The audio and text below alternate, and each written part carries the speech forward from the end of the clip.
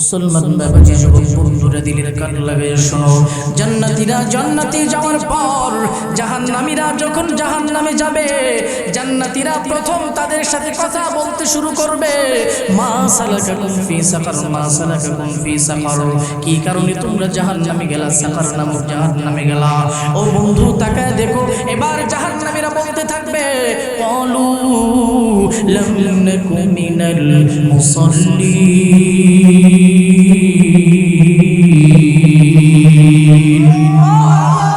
তারা তাদের কারণগুলো বলবে, আমাদের এক নাম্বার কারণ দুনিয়াতে আমরা নামাজে ছিলাম না।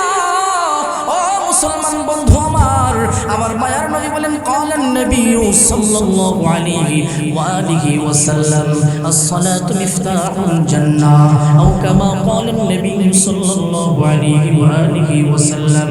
আল্লাহর নবী মায়ার নবী জানায় দেয়, আমার মায়ার নবী জানায় দেয়, নামাজ হলো জান্নাতের চাবি। যারা নামাজ না পড়া জান্নাতের চাবি খুঁজে তারা বোকা। চিল্লায় বলেন ঠিক কিনা? ও বন্ধু দিলের কান লাগাইয়া কথাগুলো শুনো। প্রথম কারণ বলবে, দুনিয়াতে আমরা নামাজে ছিলাম না, নামাজে ছিলাম না। নামাজ পড়ার জন্য আজানের প্রয়োজন আছে না? না।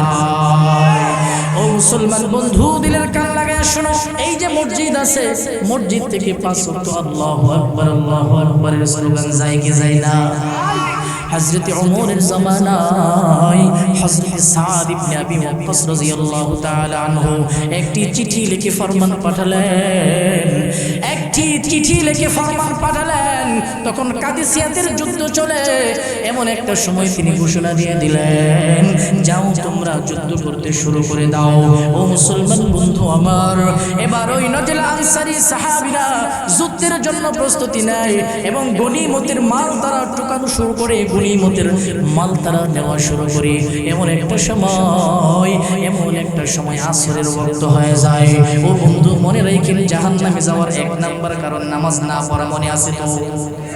কয়েকটা কারণ আমরা জানবো কি কারণে সাকার নামক জাহান্নামে যেতে হয়। এর ভিতরে একটা কারণ হলো নামাজ না পড়া। কি পড়া? নামাজ না পড়া।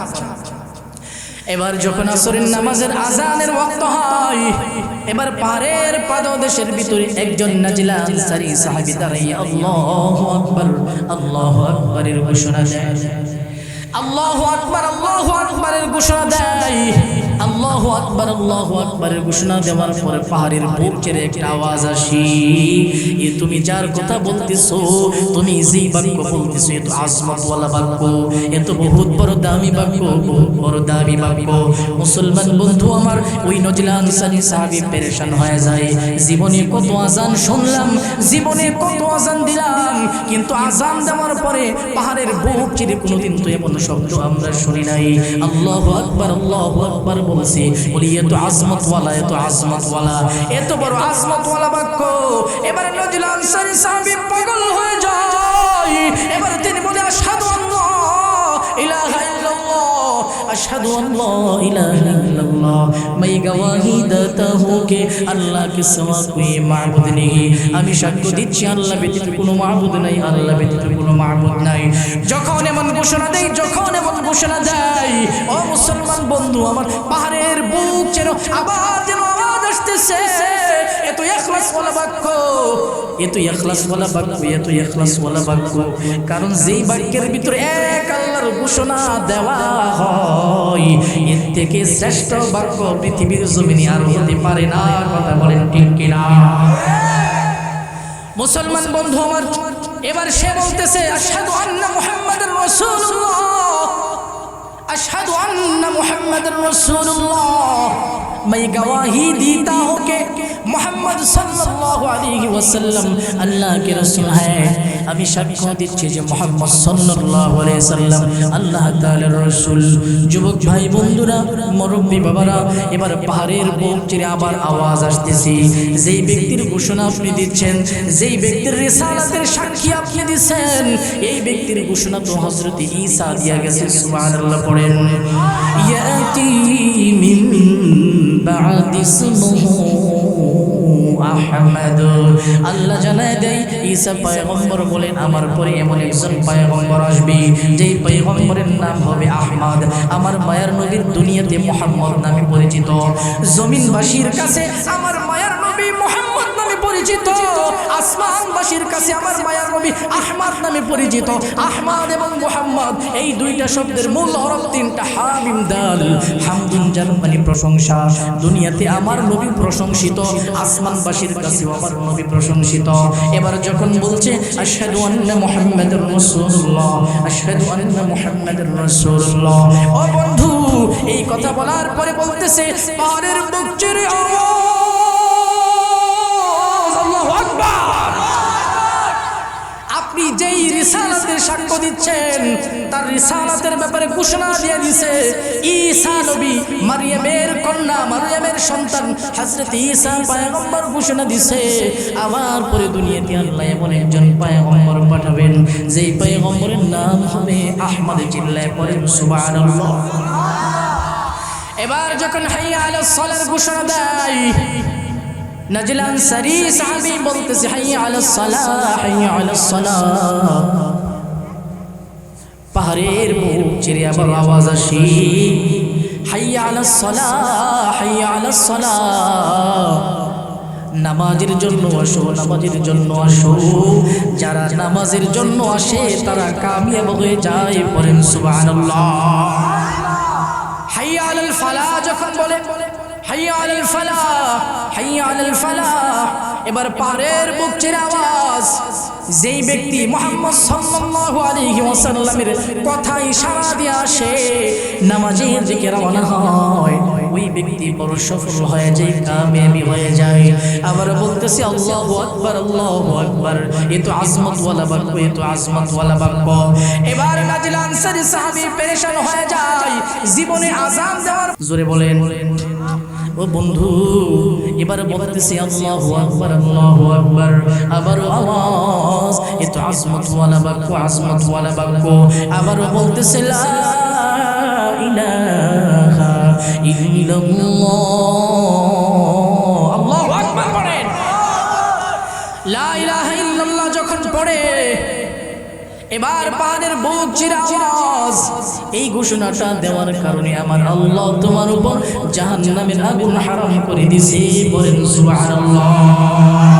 ইয়া ইলাহি তু মেরা মাবুদ হাই, ইয়া ইলাহি তু মেরা মাশূক হাই, ইয়া ইলাহি মুঝসে মুঝকো दूर कर, ताकि देखो मुझ में तुझको एक नजर। चिल्लाए बोलें सुबहानल्लाह।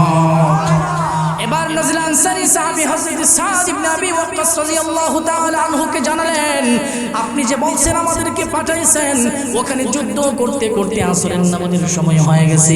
যখন আসরের আযান দিয়ে পাহাড়ের পাদদেশ থেকে কে জানি আওয়াজ, পাহাড়ের বুক চিরে কে যেন আওয়াজ দেয়, এমন আওয়াজ দেয়, এমন আওয়াজ দেয়, এমন আওয়াজ দেয়, এমন আওয়াজ দেয়। এই ঘটনাটা হযরত উমর রাদিয়াল্লাহু কানের ভিতরে পৌঁছানো হয়। হযরত উমর আরো অনেকগুলো সাহাবায়ে কেরামকে বলেন যাও সেই জায়গার ভিতরে গিয়ে 40 দিন পর্যন্ত আযান দিতে থাকে, আযান দিতে থাকো। একটানা 40 দিন পর্যন্ত আযান দিছে, কিন্তু আর কোনোদিন সেখান থেকে জবাব আসে নাই, বলেন আল্লাহু আকবার। নাজিল আনসারী সাহাবী আযান শেষ করার পর ডাক দিছে কে তুমি, তোমাকে চিনি না, তুমি মানুষ নাকি জিন, পাহাড় থেকে বের হয়ে আসো। কেন তুমি আযানের এমন জবাব দিলা, আযানের জবাব দিলা? পাহাড় থেকে লোকটা যখন বের হয়ে আসে তার চেহারা হলো সাদা, তার চেহারার ভিতরে পশমি জুব্বা পরা, দাড়িগুলো সাদা, দাড়িগুলো সাদা। জিজ্ঞেস করেছো তুমি কে? এবার ওই ব্যক্তি বলে আমার নাম হলো রজিন ইবনে বুরসুমুলা, আমাকে হযরত ঈসা পয়গম্বর এই পাহাড়ের ভিতরে দাঁড়ায় থাকতে বলছে। ঈসা নবী আমাকে ওসিয়ত করে গেছে এবং আমার হায়াত বৃদ্ধির জন্য আল্লাহ রাব্বুল আলামিনের কাছে দোয়া করেছি। আজকে পর্যন্ত আমার আল্লাহ রাব্বুল আলামিন এই পাহাড়ের ভিতরে এই অবস্থায় আমাকে রাইখা দিয়েছে। এরপরে একটানা 40 দিন আযান হয়, কিন্তু আর কোনো জবাব আসে না। ও বন্ধু, জাহান্নাম জাহান্নামীদেরকে যখন বলা হবে মা সালাকাকুম ফি সাকার, কি কারণে তোমরা সাকার নামক জাহান্নামের ভিতরে গেলা, তারা এবার জবান খুলে বলবে এক নাম্বার কারণ হলো ক্বালু লাম নাকু মিনাল মুসাল্লিন, দুনিয়াতে আমরা মুসল্লি ছিলাম না। দুই নাম্বার কারণ বলবে ওয়ালাম নাকু নুতইমুল মিসকিন,